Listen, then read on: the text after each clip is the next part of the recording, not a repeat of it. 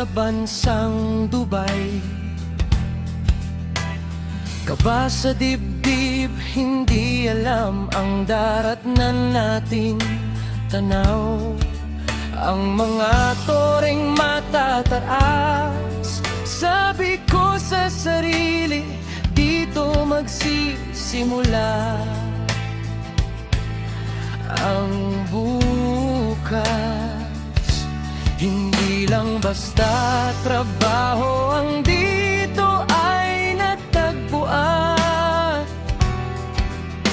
kundi isang lupang puno ng pagkakataon at dangal.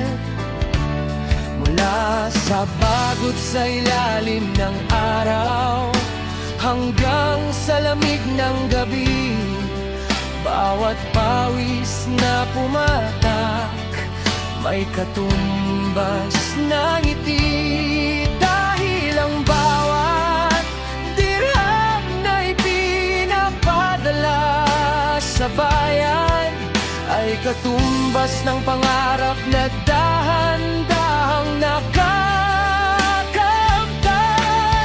O Dubai, kislap mo'y hindi lang sa ginto at ilaw, kundi sa pag-asa sa amin ay laging nag-uunaw.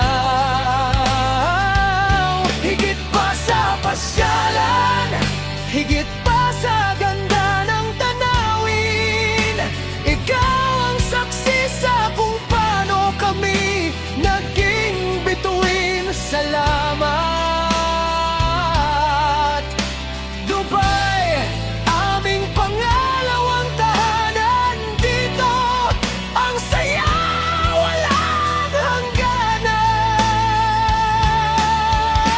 Masaya ang pagsasama ng mga kababayan sa Global Village, kwentuhan sa weekend sa ilalim ng Burj Khalifa, o kaya pasyal sa Burj Al Arab.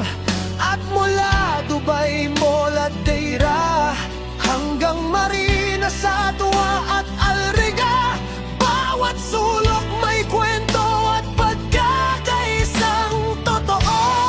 Dito natuto kaming tumayo, lumaban at mangarap sa bansang ito. Ang hirap ay napapalitan ng sarap. Dito kami natutong maging matatag at mahusay sa bawat hamon. Ikaw ang nagbigay ng kulay kahit malayo sa Pinas, hindi kami nag-isa.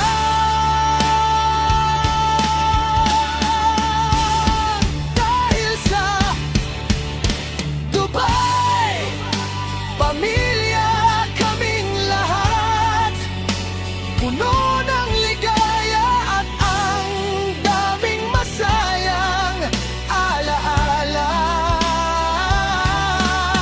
O Dubai, kislap mo'y hindi lang sa ginto at ilaw, kundi sa pag-asang sa amin ay laging nag-unaw. Higit pa sa pasyalan, higit pa sa ganda ng tanawin, ikaw ang saksi sa